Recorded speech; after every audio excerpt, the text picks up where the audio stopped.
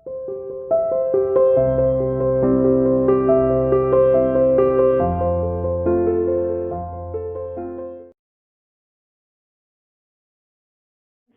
to CR International School online study system. I hope all of you will be fine at home. We are doing economics lesson number 2, 5-year plans in India बेटे. Last video में हमारा lesson number 1 finished हो चुका था बेटे. इस lesson में हम 5-year प्लान्स इन इंडिया हम अपना स्टार्ट करने वाले बेटे. 5-year प्लान्स वही पंचवर्षीय योजनाएं जो आप पढ़ते आए हो बेटे. 10th क्लास में 9th क्लास में आपने पढ़ी होगी पंचवर्षीय योजनाएं, तो वही हमें पढ़ने बेटे 5-year प्लान्स. ठीक है, तो सबसे पहले इकोनॉमिक प्लानिंग होती क्या है देखिए. Economic planning refers to a system. तो इकोनॉमिक प्लानिंग एक ऐसा सिस्टम या ऐसी व्यवस्था होती है बेटे under which a central authority, यानी एक सेंट्रल अथॉरिटी, ठीक है, क्या सेट करती है, set a target and specify a set of program and policy.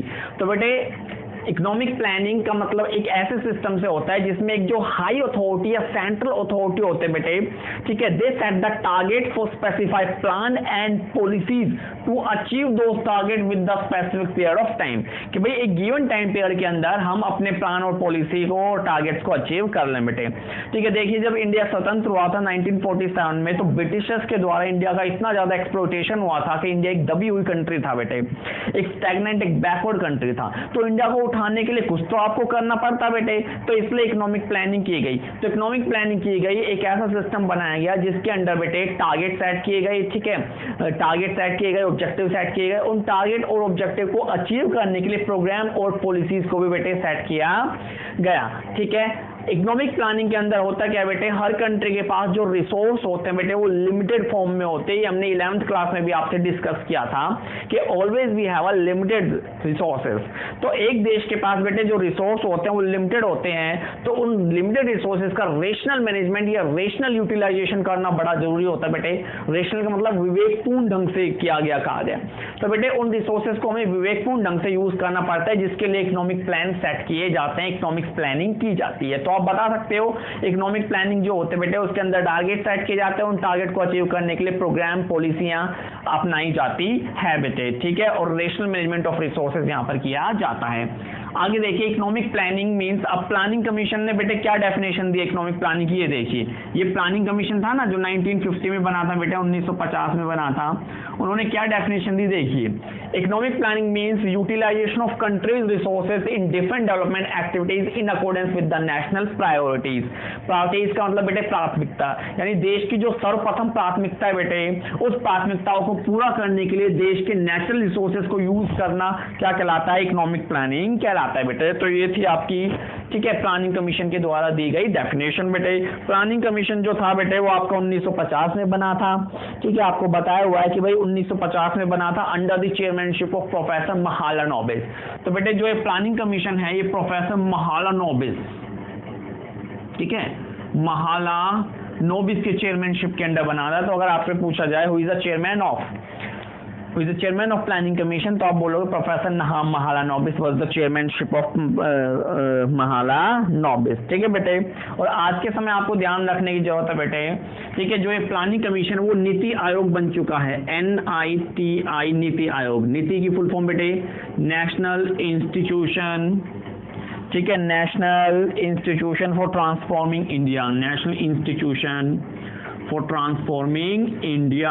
ठीक है बेटे, 1 जनवरी 2015 को बेटे, 1 जनवरी 2015 को प्लानिंग कमीशन को बदलकर नीति आयोग में कन्वर्ट कर दिया गया था. तो आज के समय इंडिया में कोई प्लानिंग कमीशन नहीं है, आज के समय इंडिया में नीति आयोग होता है, the national institution for transforming India बेटे. ठीक है, national institution for transforming India.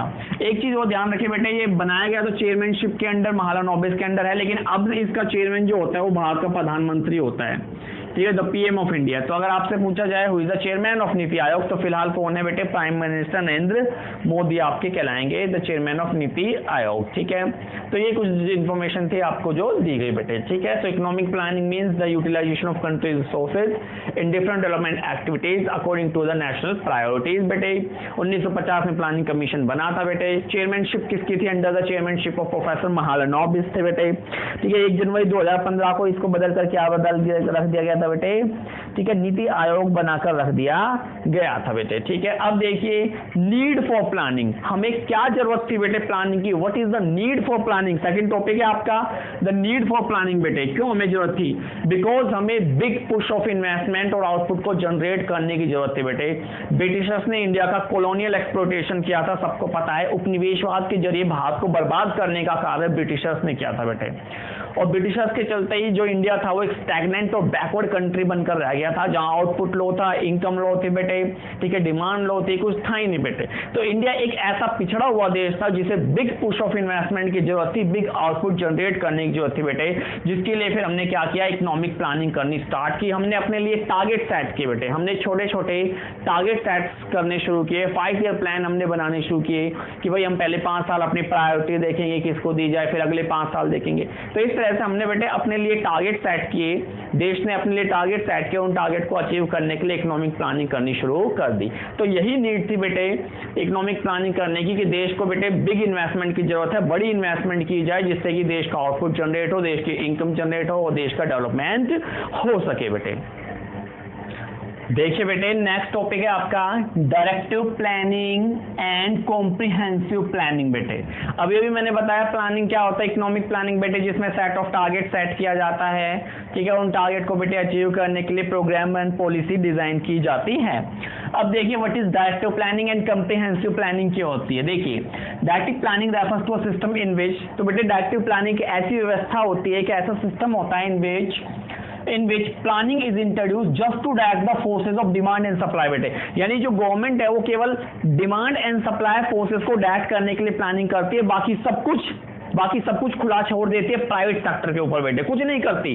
They just need to direct the forces of demand and supply so that the system does not go wayward from the state of equilibrium, ताकि जो उनका system है बेटे equilibrium से बाहर ना हो जाए, ठीक है, इक्विलिब्रियम कहीं छूट ना जाए बेटे। इसलिए तो ये एक ऐसी प्लानिंग होती है, एक ऐसा सिस्टम होता है जिसमें जो गवर्नमेंट है बेटे वो केवल डिमांड फोर्सेस और सप्लाई फोर्सेस को डायरेक्ट करती है, ठीक है, ताकि जो सिस्टम है बेटे वो इक्विलिब्रियम में बना रहे, ठीक है, वो इक्विलिब्रियम में बना रहे। अब इसके कुछ ऑब्जर्वेशन देख लीजिए बेटे। सबसे पहला है कि directive planning is adopted by capitalist nation, directive planning is adopted by capitalist economy, जो कैपिटलिस्ट इकोनॉमी होते हैं ना बेटे, पूंजीवादी अर्थव्यवस्था जैसे अमेरिका, यूके, ठीक है, ये देश जो होते हैं ये डायरेक्टिव प्लानिंग अपनाते बेटे। ये करते क्या है, ओनली और ओनली डिमांड और सप्लाई फोर्सेस को डायरेक्ट करते हैं, बाकी सब कुछ प्राइवेट सेक्टर पर छोड़ देते हैं। आपको जैसा करना है जैसा कीजिए, ठीक है, बस लॉ एंड ऑर्डर के साथ खिलवाड़ मत कीजिए, ठीक है, आपको अपना गेन मैक्सिमाइज करना है, कितना ही कीजिए, आप कितने ही प्राइस पर बेचिए, हमें कोई प्रॉब्लम नहीं है, ठीक है। तो ये एक होता है बेटे। तो डायरेक्टिव प्लानिंग कैपिटलिस्ट इकोनॉमियों में जैसे अमेरिका हो गया बेटे, यूएस, यूके, इन देशों में अपनाई जाती है बेटे। यहाँ केवल डिमांड और सप्लाई फोर्सेस को डायरेक्ट किया जाता है ताकि इक्विलिब्रियम बना रहे, बाकी और किसी में इनका कोई इंटरेस्ट नहीं होता बेटे। In such a planning there is no direct participation of state in the process of growth. तो बेटे स्टेट का मतलब यहाँ पर गवर्नमेंट से बेटे, देश की गवर्नमेंट से। So in this planning the state do not directly participate in process of growth. तो बेटे इस तरह की प्लानिंग में, डायरेक्टिव प्लानिंग में जो गवर्नमेंट होती है वो किसी तरह का पार्टिसिपेट नहीं करती इन द प्रोसेस ऑफ ग्रोथ बेटे। वो ग्रोथ के लिए प्राइवेट सेक्टर पर सब कुछ छोड़ देती है कि आपको जो करना है जैसे करना है वो कीजिए, हमें कोई लेना देना नहीं होता बेटे, ठीक है। तो इस तरह से करती है। आगे बेटे it is more like that in the private sector what to do and what not to do so that the national interest does not suffer. तो बेटे इसमें it is more likely to direct private sector what to do and what not to do, तो बेटे इसमें इस तरह की planning की जाती है जो प्राइवेट सेक्टर को डायरेक्ट कर दिया जाता है कि आपको क्या करना है और क्या नहीं करना है बेटे, ठीक है, आपको क्या करना है और क्या नहीं करना है ये चीज आपको बता दी जाती है, ठीक है। ताकि भाई देश की जो भी प्रायोरिटी है, देश का जो भी इंटरेस्ट या हित है बेटे, वो सफर ना करे। देश का हित सफर नहीं करना चाहिए, इसीलिए प्राइवेट सेक्टर को बता दिया जाता है कि आपको क्या करना है, what to do and what not to do. Book में दे रखा है what do's and what not don't do's, ठीक है, so that the national interest does not suffer, ताकि जो राष्ट्रीय हित है बेटे, राष्ट्रीय हित को कोई नुकसान नहीं पहुंचना चाहिए। प्राइवेट सेक्टर को बोल दिया जाता है आपको गेन करना है, आप गेन मैक्सिमाइज कीजिए, आपको जितना प्रॉफिट कमाना है कमाइए, लेकिन हमारे देश का जो इंटरेस्ट है, जो हित है, वो सफर नहीं किया जाना चाहिए। तो ये थी डायरेक्टिव प्लानिंग, जहां पे जो गवर्नमेंट होती है they just to direct the forces of demand and supply, ताकि जो देश है वो इक्विलिब्रियम में बना रहे बेटे। कैपिटलिस्ट इकोनॉमी में ये प्लानिंग की जाती है बेटे, यहाँ पर गवर्नमेंट बताती है, ठीक है, कि what to do and what not to do, क्या करना है क्या नहीं करना, ताकि नेशनल इंटरेस्ट, नेशनल प्रायोरिटी का जो हमारा राष्ट्रीय हित है बेटे, वो सफर ना करे। और साथ ही साथ जो गवर्नमेंट है बेटे, वो डायरेक्ट पार्टिसिपेट नहीं करती ग्रोथ के अंदर, ठीक है। अब आ जाइए कंप्रिहेंसिव प्लानिंग जो इंडिया करती है बेटे। अब देखिए, so it refers to a system in which the government itself participate in the process of growth and development. तो यहां तो बेटे गवर्नमेंट का काम केवल डिमांड एंड सप्लाई फोर्सेस को डायरेक्ट करना था।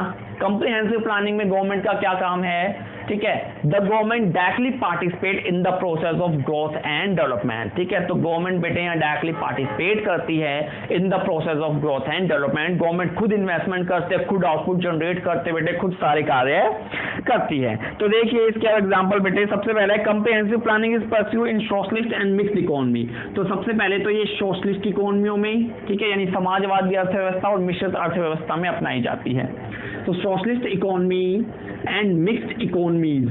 अब आपको पता लग गया बेटे India is a mixed economy, तो इंडिया के अंदर कैसी प्लानिंग होती होगी, कंप्रिहेंसिव होती होगी।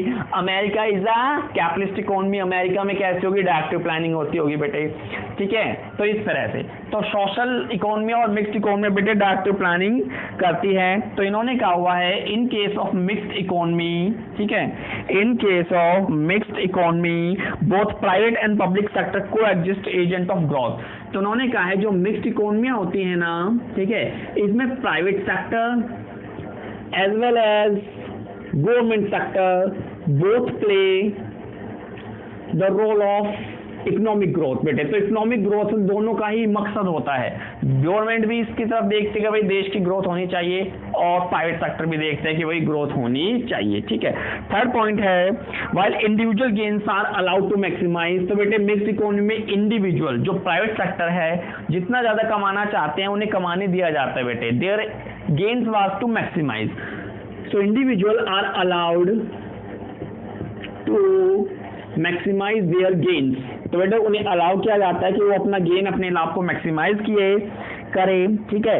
And are fostered through that participation of state as under socialism बेटे, ठीक है। और सोशल गेन्स कैपिटल, ठीक है, सोशल गेन्स सोशलिस्ट इकोनॉमी बेटे सोशल गेन्स को प्रायोरिटी दी जाती है।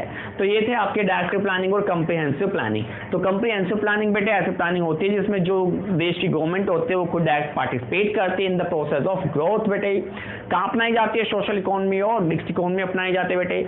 मिक्स्ड इकोनॉमी एक ऐसा सेक्टर होता है बेटे जहाँ पर प्राइवेट और गवर्नमेंट दोनों ही रोल प्ले करते हैं for the achievement of their growth. और बेटे थर्ड पॉइंट है कि इसमें इंडिविजुअल्स जो होते हैं उन्हें बेटे अपना पर्सनल गेन मैक्सिमाइज अलाउ करने की परमिशन दे दी जाती है बेटे।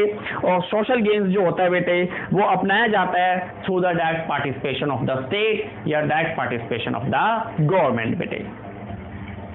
देखिए बेटे नेक्स्ट टॉपिक है आपका टाइप्स ऑफ इकोनॉमीज, ठीक है, कि जो अर्थव्यवस्थाएं होती हैं वो कितने तरह की, कितने प्रकार की होती है बेटे। तो तीन प्रकार की होती है, capitalist economy, socialist economy, mixed economy. 11th class में बेटे आपको बहुत अच्छे से हमने पढ़ाया था माइक्रो इकोनॉमिक्स के अंडर कि क्या होती है तीनों अर्थव्यवस्थाएं। तो यहाँ भी आप देख लीजिए। सबसे पहले हम बात करेंगे कैपिटलिस्ट इकोनॉमी की बेटे। तो कैपिटलिस्ट इकोनॉमी एक ऐसी इकोनॉमी होती है बेटे which is run by the market forces, ठीक है, जहां पर कौन कार्य करते बेटे, मार्केट फोर्सेस कार्य करते हैं। द डिमांड एंड सप्लाई बेटे, ठीक है। The government play no role whatsoever बेटे, जो गवर्नमेंट है वो कोई रोल प्ले नहीं करती बेटे। इंडिविजुअल जो गेन्स है they are allowed to maximise बेटे, इंडिविजुअल गेन्स मैक्सिमाइज कर सकते हैं, लोग जो काम करना चाहें वो कर सकते हैं बेटे, ठीक है। जो गवर्नमेंट का रोल होता है बेटे वो केवल डिमांड एंड सप्लाई फोर्सेस को डायरेक्ट करना होता है, ठीक है। जो रिसोर्स होते हैं बेटे वो प्राइवेट सेक्टर के हाथ में होते हैं, गवर्नमेंट का हाथ में जो रिसोर्स होते हैं वो नहीं होते। जो डिसीजन लेते हैं बेटे वो प्राइवेट सेक्टर लेते हैं, what to produce, how to produce, when to produce, ठीक है। जो सारे डिसीजन है वो प्राइवेट सेक्टर लेते हैं बेटे, ठीक है। और इनका जो मेन मोटिव होता है वो क्या होता है, प्रॉफिट मैक्सिमाइजेशन बेटे, ठीक है।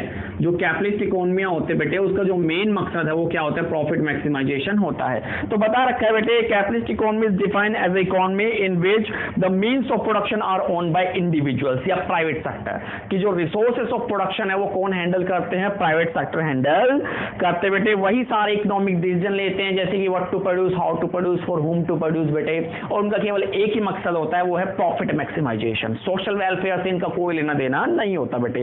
फीचर्स देख लीजिए, फीचर्स आपको आसान आसान दे रखे हैं बेटे, आपको पता भी है। सबसे पहला फीचर है there is a private ownership बेटे on the means of production, कि जो रिसोर्स होते हैं, ठीक है, रिसोर्स होते हैं उस पर किसकी ओनरशिप होते हैं बेटे, प्राइवेट सेक्टर की ओनरशिप होती है। कैपिटलिस्ट इकोनॉमी में जो ओनरशिप होते हैं वो प्राइवेट सेक्टर की होती है बेटे। सेकंड है means of production are used in such a manner for profit maximisation, और वहां जो रिसोर्स होते हैं बेटे उन्हें किस मैनर में यूज किया जाता है, resource are used in a manner for profit maximisation बेटे।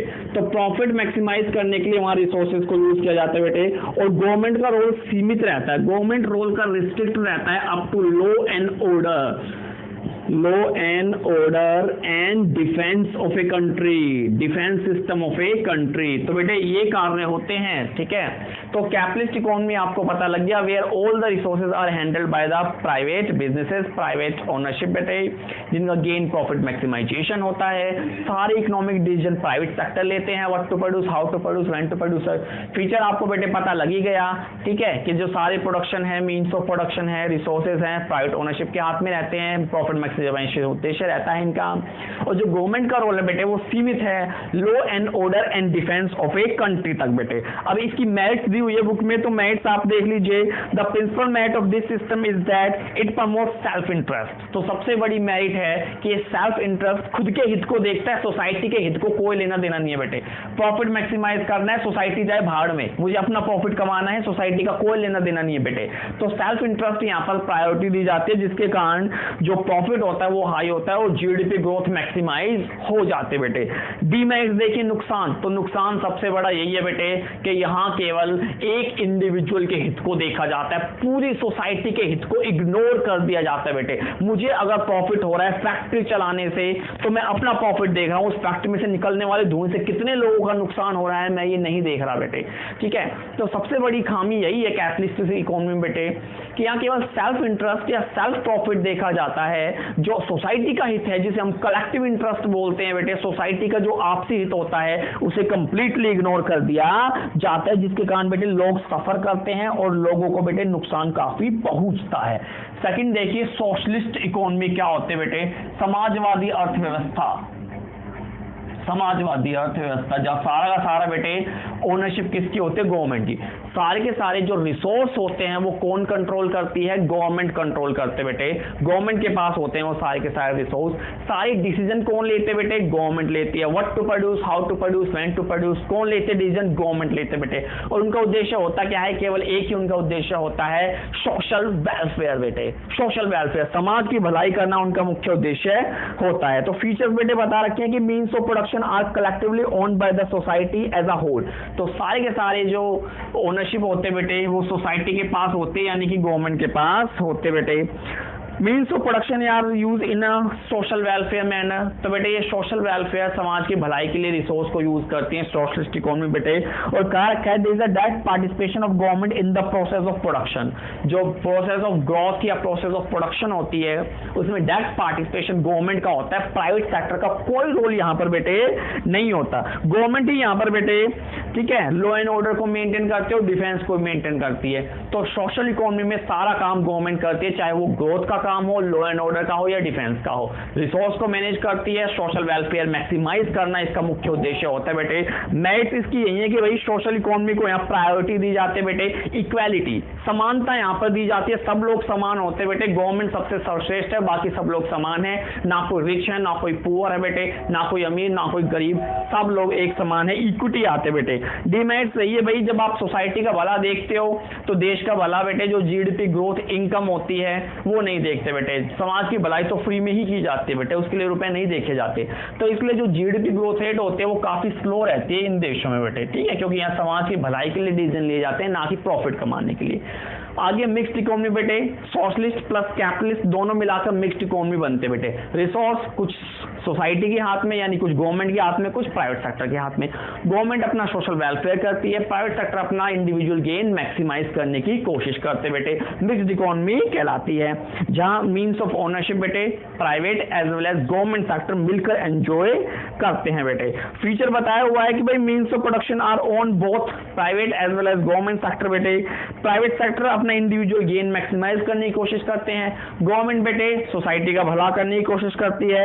And both private and public sector are play significant role in the process of growth. Growth में बेटे दोनों ही सेक्टर, both private and public sector अपना बड़ा रोल प्ले करते हैं बेटे, ठीक है। मैथ्स यही है भाई कि मैथ्स इसकी यही है, ठीक है, कि भाई ये कैपिटलिस्ट इकोनॉमी की तरह यहाँ पर जीडीपी ग्रोथ रेट हाई होती है, काफी अच्छे से होता है, क्योंकि प्राइवेट लोगों को अलाउ किया जाता है कि they can maximize their gains बेटे, ठीक है। तो ये वहाँ पर अलाउ किया जाता है, जैसे कि एफिशिएंसी आती है, प्रोडक्शन आती है, कॉम्पिटिशन की फीलिंग आती है। एक तरफ गवर्नमेंट है, एक तरफ प्राइवेट सेक्टर, दोनों में कॉम्पिटिशन बेटे, कॉम्पिटिशन की भावना जगती है यहाँ पर, ठीक है। और बेटे गवर्नमेंट जो होते हैं वो अपने सोशल वेलफेयर को प्रायोरिटी देते हैं बेटे, तो इससे इंडिविजुअल गेन भी मैक्सिमाइज हो जाता है। जो गरीब लोग, पुअर लोग हैं, उन्हें गवर्नमेंट सब्सिडी प्रोवाइड करा के उनकी भलाई भी कर देते बेटे। डीमेरिट सही है बेटे कि इन जो मिक्स्ड इकोनॉमी होती है, करप्शन बहुत ज्यादा फैलता है बेटे, भ्रष्टाचार बहुत ज्यादा फैलता है, पॉलिटिक्स बहुत ज्यादा चलती है बेटे, ठीक है। लोगों तक उनका जो